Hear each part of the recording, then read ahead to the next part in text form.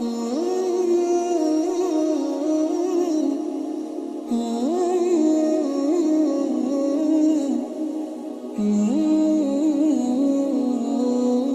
کے لیے کسی سرکاری دربار میں نہیں گئے ہیں، وہ 1 روپے لینے کے لیے بھی نہ کسی سے ملے ہیں.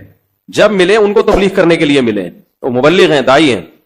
اور یہ جتنے لوگ اعتراض کر رہے ہوتے ہیں نا، خود ان کا ذرا سا بھی کام ہونا تو پھر دیکھو یہ کیسے درباری بنتے ہیں. یہ تو جس کو باپ سے دولت ملی ہے اس کو بھی چین سے نہیں جینے دیتے.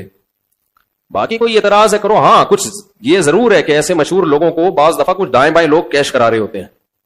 دائیں بائیں کچھ لوگ ایسے ہوتے ہیں جو ان کے نام کو استعمال کر رہے ہوتے ہیں. تو وہ ٹھیک کا مطلب یہ نہیں کہ ان کے دائیں بائیں کوئی بھی ہوگا وہ بھی 100% ٹھیک ہی ہوگا. بہت ہم نے بھی اپنے ساتھ دیکھا ہے. ہم تو اتنے بڑے آدمی ہیں نہیں، لیکن ہمارے نام کے منجن لوگ بیچ رہے ہوتے ہیں. ہمارے نام پہ کیا کیا 2 نمبریاں ہو رہی ہوتی ہیں. لیکن مولانا کو ہم ذاتی طور پہ جانتے ہیں، سخاوت کا دریا ہے، غریبوں کے لیے، مساکین کے لیے. اخلاق ان کے دیکھو یار، اتنا حوصلہ، اتنی برداشت میرے اندر تو نہیں ہے. صحیح بتا دو، عبادت گزار ہیں، تہجد گزار ہیں تو، لیکن طنز دیکھو، طنز دیکھو. ہر دوسرا آدمی مالداروں سے ملتے ہیں، غریبوں سے نہیں ملتے. تم نے ملتے ہوئے دیکھا ہے ان کو؟ غریبوں سے ملتے ہیں کہ نہیں ملتے؟ ان کی ویڈیوز آ جاتی ہیں جب دولت مندوں سے مل رہے ہوتے ہیں. ٹماٹر والے سے ملتے ہیں تو کوئی ویڈیو نہیں بنا رہا ہوتا، کیونکہ پروگراموں میں ویڈیوز بنتی ہے نا، ہر جگہ تھوڑی ویڈیو بنتی ہے.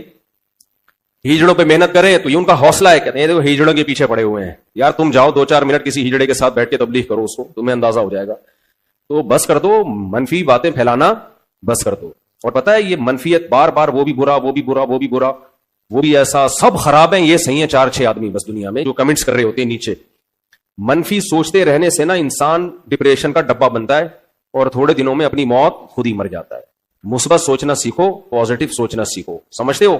وہ انٹرویو لیا نا ان سے پوڈ کاسٹ میں کہ آپ تو سادگی کی تعلیم دیتے ہیں اور خود آپ گاڑیوں میں گھومتے ہیں. تو سلیمان علیہ السلام سادگی کی تعلیم دیتے تھے کہ نہیں دیتے تھے؟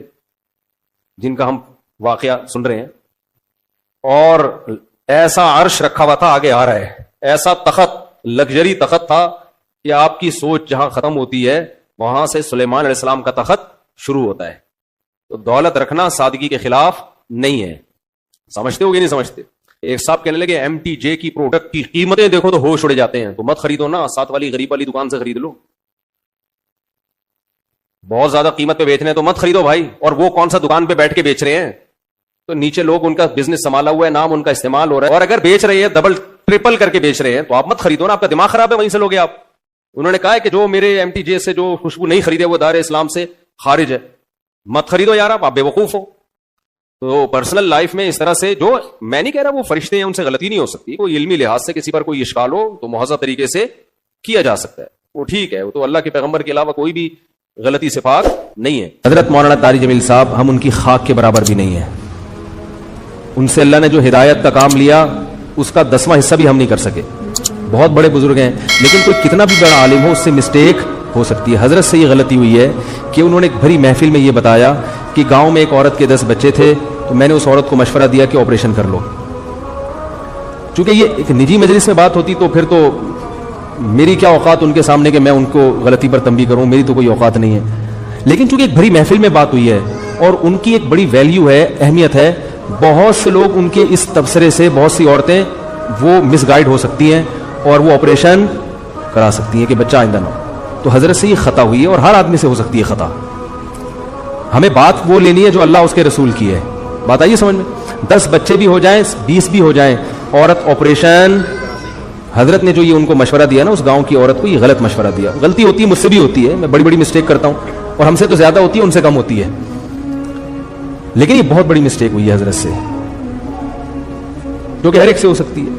لیکن یہ غلط ہے، حرام ہے. 10 کیا 15 بچے بھی ہو جائیں، آپ حمل روکنے کے لیے آپریشن نہیں کر سکتے، نہ مرد نسبندی کر سکتا ہے. اس کی دلیل کیا ہے؟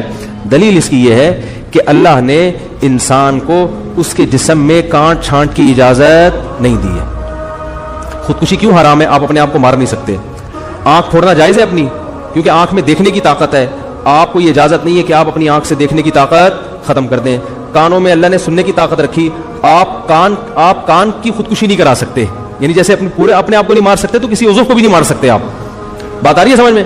تو اسی طرح یاد رکھو، عورت میں جو اللہ نے قوت تولید رکھی ہے، کوئی ایسا طریقہ اختیار کرنا کہ یہ سرے سے قوت ہی ختم ہو جائے تو عورت نے اپنے اس عضو کو ناکارہ بنا دیا. تو جیسے آنکھ کو اندھا بننا جائز نہیں آپ کے لیے, ناک کاٹنا, کان کاٹنا جائز نہیں, تو اسی طرح عورت کے لیے قوت تولید ختم کرنا حرام ہے, کیونکہ یہ قرآن کے بالکل خلاف ہے. قرآن میں آتا ہے کہ شیطان نے یہ کہا کہ میں ان کو حکم دوں گا فَلَا يُغَيِّرُنَّ خَلْقَ اللَّهِ, اللہ یہ اتنے باغی ہو جائیں گے کہ تیری بنائی ہوئی تخلیق کو تبدیل کرنے شروع کر دیں گے.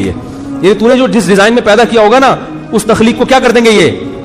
تو عورت میں اللہ نے تولید کی صلاحیت رکھی ہے. عورت وقتی طور پر حمل روکنے کی تدبیر اختیار کر سکتی ہے کسی ضرورت سے, جیسے صحابہ بھی کرتے تھے, لیکن قوت تولید کو کسی قیمت پہ ختم نہیں کر سکتی. یہ پھر اللہ کی بنائی ہوئی تخلیق کو کیا ہے, اور یہ سب کے نزدیک حرام. دیوبندی بھی علماء بھی حرام کہتے ہیں.